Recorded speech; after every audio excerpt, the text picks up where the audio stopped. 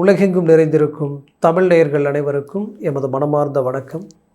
நான் உங்கள் ஜோதிடர் அந்தியூர் சுதாகர், பாரம்பரிய முறை ஜோதிட ஆராய்ச்சியாளர். இன்று நாம் காணக்கூடிய தலைப்பு, மேஷராசி அன்பர்களுக்கு சனி பகவான் 12ஆம் பாவத்தில் நின்று 7.5 சனியாக மாறி பலவித அலைச்சல்களையும் மன உளைச்சல்களையும் தன் குடும்பத்தோட இணைஞ்சி தன்னுடைய நேரத்தை செலவிட முடியாமல் இன்றைக்கி எதிர்காலத்தை நினச்சி ஏதாவது ஒரு விதத்தில் ஒரு மாற்றத்தை கொண்டு வரணும், பலவிதமான முன் யோசனைகளால் தூக்கம் இல்லாமல் ஆரோக்கிய ரீதியில் இன்றைக்கி பாதிப்புகளை சந்திச்சுட்டு இருக்கக்கூடிய நிலைகளை இருக்கக்கூடிய இந்த மேஷராசி அன்பர்களுக்கு இந்த சனி பகவானினுடைய தாக்கம் முழுமையாக கிட்டத்தட்ட நமக்கு குறைஞ்சி அது யோக நிலைக்கு வர வாய்ப்புகள் இருக்கா அப்படின்ற ஒரு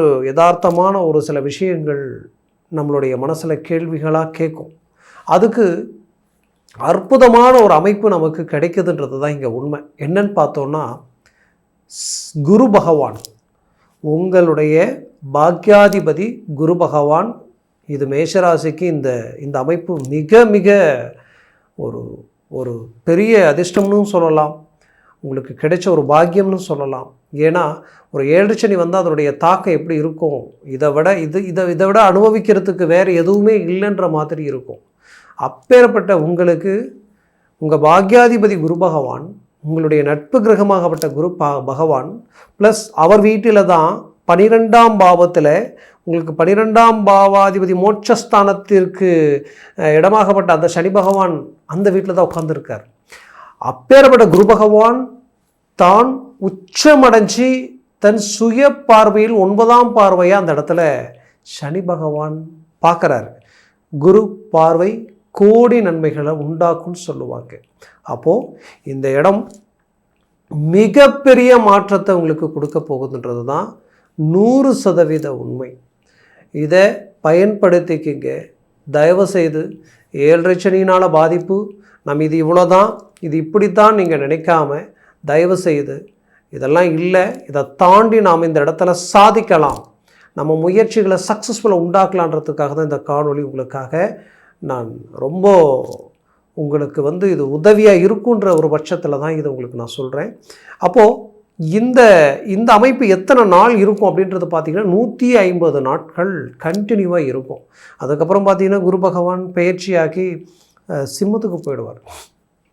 சிம்மத்துக்கு போயிட்டார்னா அங்கே மீண்டும் அவர் அந்த இடத்துல இருந்து தான் மறுபடியும் வரக்கூடிய சூழல் உருவாகும். அப்போ இந்த கால அமைப்பில் இது எப்போ இருந்துன்னு பார்த்தீங்கன்னா ஜூன் 2 இருந்து 2026 ஜூன் 2 இருந்து 2026 அக்டோபர் 30 வரைக்கும் இருக்கும். அப்போ இந்த 150 நாட்கள் உங்களுக்குரியது, அதில் எந்த மாற்றமும் இல்லை. இதை எப்படி நீங்கள் பயன்படுத்தலாம், என்னென்ன விதத்தில் உங்களுக்கு நன்மைகள் கொடுக்குன்றதை இந்த காணொலியில் தெளிவாக விவரமாக பார்க்கலாம். நம்ம சேனலை சப்ஸ்கிரைப் பண்ணாதவங்க பண்ணிக்கோங்க, பெல் பட்டனை கிளிக் பண்ணி ஆல் ஆப்ஷனை கொடுத்துக்கங்க. அப்போ தான் அடுத்தடுத்து காணொளிகள் உங்களை உடனடியாக வந்தடையும். மேஷராசிக்கு பாக்யாதிபதி குருன்றதுனால இவர் முதல்ல கொடுக்கக்கூடிய விஷயத்தை பற்றி நான் சொல்கிறேன். அதில் நீங்கள் சந்திச்சுட்டு இருக்கக்கூடிய பிரச்சனைகளையும் நான் சொல்கிறேன். என்னென்னு பார்த்தீங்கன்னா, ஒரு மேஷராசி என்பவர்கள் ஃபஸ்ட்டு இந்த சனியினுடைய தாக்கம் எந்த இடத்துல விழுதுன்னு பார்த்தீங்கன்னா, மீனம், மேஷம், ரிஷபத்தில் 3ஆம் பார்வையாக கரெக்டாக இந்த இடத்துல அந்த பார்வை விழுது. அப்போது அங்கே ஃபஸ்ட் அடிப்படுறது என்னென்னு பார்த்தீங்கன்னா, குடும்பத்தை சார்ந்த சில பிரச்சனைகளை சந்திச்சிருப்பீங்க. குடும்ப ரீதியில் மன உளைச்சலுக்கு ஆளாக இருந்திருப்பீங்க. நீங்கள் சொல்கிறது அவங்க புரிஞ்சிக்க மாட்டாங்க. நீங்கள் உழைப்புன்ட்டு குடும்பத்துக்காக பாடுபட்டுருப்பீங்க. பட் ஏன் நீங்கள் கஷ்டப்படுறது தெரியாது. பட் நீங்கள் எங்களோட நின்று எதையும் செய்யலை, நீங்கள் உங்கள் வேலையை தான் பார்க்குறீங்க, எங்களை உங்களுக்கு பெருசாகவே தெரியலன்ற மாதிரி இந்த பக்கம் உங்களுக்கு வாழ்க்கை துறை ரீதியில் பலவித மன உளைச்சல்கள் வரும். பிள்ளைகளுக்கு உண்டான தேவைகளை பூர்த்தி பண்ண முடியாமலையும், ப்ளஸ் நீங்கள் கஷ்டப்பட்டு கடனை வாங்கி ஒன்று செஞ்சாலும் அவங்க நல்ல எஜுகேஷன் ரீதியில் கல்வி ரீதியில் உங்களுக்கு நல்ல ரிசல்ட் கொடுக்கலன்ற ஒரு தாக்கத்தையும் இந்த இடத்துல உருவாக்கிடும். இது இத்தோட நிற்குமான்னு பார்த்தா ஆரோக்கிய பிரச்சனைகளால் அவங்களுக்கு மருத்துவ ரீதியிலையும் சில பாதிப்புகளை சந்திச்சிருப்பீங்க. இந்த பிரச்சனைகள் நீண்ட நாளாக தொடர்ந்து இதிலிருந்து மீண்டு வெளியில் வர முடியுமா? நாளுக்கு நாள் பிரச்சனைகள் அதிகமாகுதே, குறையறதுக்குண்டான ஆப்ஷன் இங்கே இல்லையா? நீங்கள் எதிர்பார்த்தீங்க இல்லையா? அப்போது இந்த குடும்பத்து சார்ந்த மருத்துவ பிரச்சனைகளிலிருந்து அழகாக நீங்கள் ரிலீஃப் ஆகி வெளியில் வரப்போகிறீங்க. இந்த சனியினுடைய தாக்கம் அப்படியே டவுன் ஆகுது. இன்னொரு விஷயத்தை இங்கே நல்லா பார்க்கணும். எப்போ இந்த சனி இந்த இடத்துக்கு வந்தாரோ 12ஆம் பாவத்தில் சனி மறைஞ்சார். ஒரு விதத்தில் உங்களுக்கு 7 சனின்னு தான் உங்களுக்கு பிடிச்சதுன்னு நினச்சிக்கிட்டு இருக்கிறீங்க. அது எந்த மாதிரி பிடிச்சிருக்குன்னு பார்த்தீங்கன்னா, உங்களுடைய 10ஆம் இடத்திற்கு அதிபதியும் சனி பகவான். அப்போ 10ஆம் இடத்திற்கு அதிபதி 12 மறைஞ்சா டோட்டல் தொழில் வேலை அவுட். அந்த இடம் டோட்டலாக அடி வாங்கிடும், டோட்டலாக பிரேக் ஆகிடும். பல பேர் வேலை இழந்து வேலை கிடைக்காம தவிக்கிற நிலைமை இருக்கும். அதையும் தாண்டி எனக்கு வேலை இருக்குன்னா அந்த வேலையில் நிம்மதியே இல்லை, எனக்கு இடைஞ்சல் குடைச்சல், யாரை நல்லவன் நினச்சி நான் பேசணுன்னா அவனுக்கே என்னுடைய வார்த்தைகள் வாங்கி எனக்கே சூழ்ச்சிகள் நடந்துருச்சுன்னு சொல்லக்கூடிய அளவுக்கு பாதிப்புகள் நிறைய. அரசு உத்தியோகத்தில் இன்றைக்கி ஒரு நல்ல அதிகாரப்பூர்வமான காக்கிச்சட்ட துறையில் இருந்து இன்றைக்கி ஒரு நல்ல சென்ட்ரல் கவர்மெண்ட் வரைக்கும் நாம் ஒரு ஒரு மற்றவங்களை காக்கக்கூடிய இடத்துல இருந்து நாம் நல்லதையே செய்தும் கூட அந்த இடத்துல நாம் ஒரு நல்லதை செய்ய போய் அந்த இடத்துல பல குடைச்சல்களை நீங்கள் சந்திச்சிருப்பீங்க. இதனால் நிறைய பாதிப்புகள். அப்போது வேலையில் பலவித பாதிப்புகளை சந்தித்தவங்க மேஷராசி அன்பர்கள், வேலை இழந்தவங்களும் அவங்க தான். குறிப்பாக வெளிநாட்டில் இருக்கிறவங்களுக்கு இந்த காலகட்டங்களை நம்ம தாண்டி வந்துட்டால் போதுமே, நமக்கு மீண்டும் ஒரு மாற்றங்கள் பிறக்காதா, ஒரு மாறுதல்கள் கிடைக்காதான்ற அளவுக்கு. ஏன்னா நிறைய பேர் பார்த்திங்கன்னா வீடு இழந்து வாசலை இழந்து, அதை உண்மையை சொல்லணுன்னா குடும்பம் எல்லாமே அடுத்தது நம்ம எப்படி இதெல்லாம் உருவாக்குறது, என்ன பண்ணுறது, நிறைய கடன் சுமைகள் ஒரு பக்கம் அதிகமாகிருச்சுன்ற அளவுக்கெல்லாம் பாதிப்புகளை சந்தித்தவங்க இருப்பீங்க. நான் அவங்களுக்கு மீண்டும் ஒன்று சொல்கிறேன், நல்லா கேட்டுக்குங்க.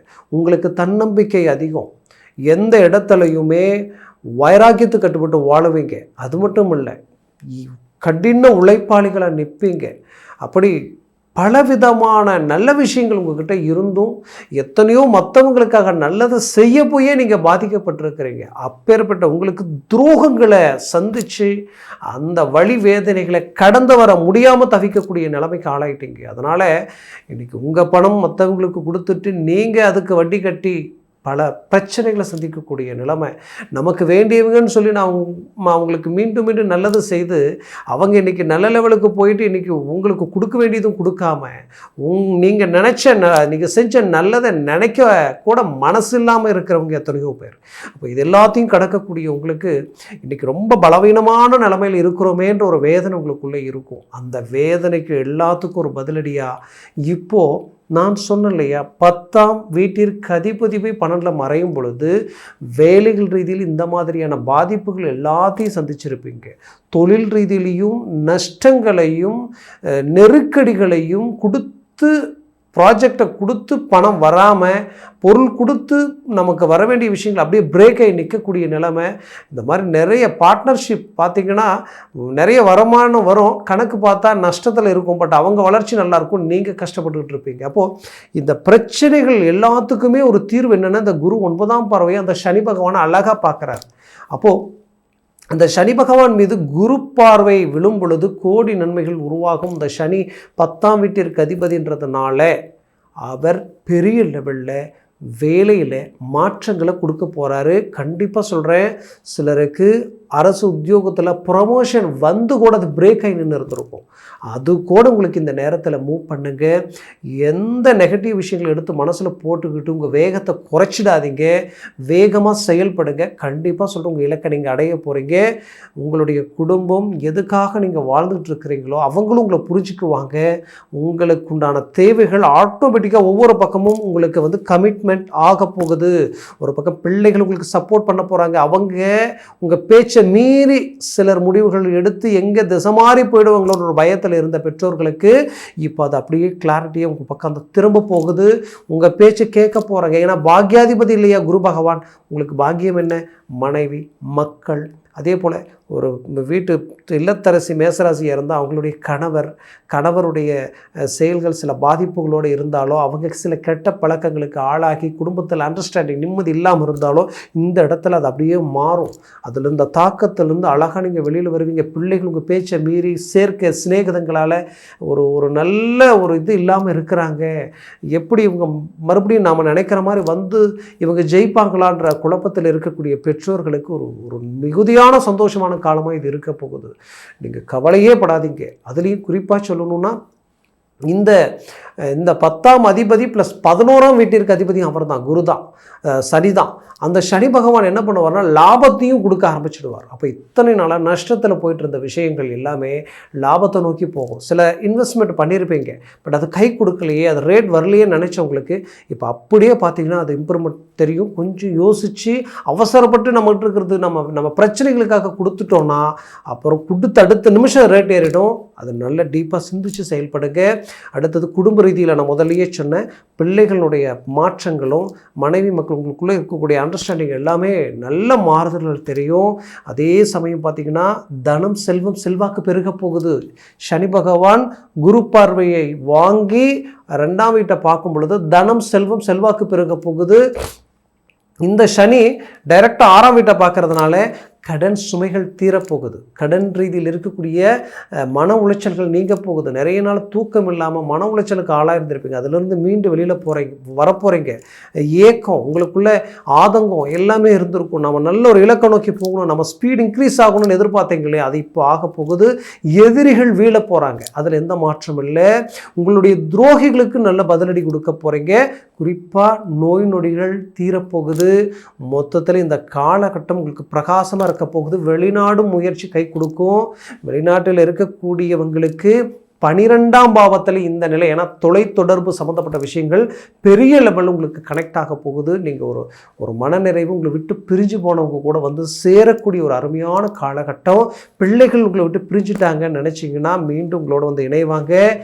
இது வந்து உங்கள் வாழ்க்கையில் மாபெரும் மாற்றத்தை உருவாக்கக்கூடிய ஒரு பெரும் அமைப்பு. நீண்ட நாளாக சம்பாரிச்சுட்டே இருக்கிறேன், மிச்சம் வைக்க முடியல, கடன் தான் அதிகமாகுதுன்னு நினச்சவங்களுக்கு உங்களுடைய வருமானம் அதிகரித்து உங்களுடைய செலவுகள் குறைஞ்சி ஒரு நல்ல இலக்கை நோக்கி பயணம் பண்ணுவீங்க. குறிப்பாக வீடு கட்ட ஆரம்பிக்க போகிறீங்க.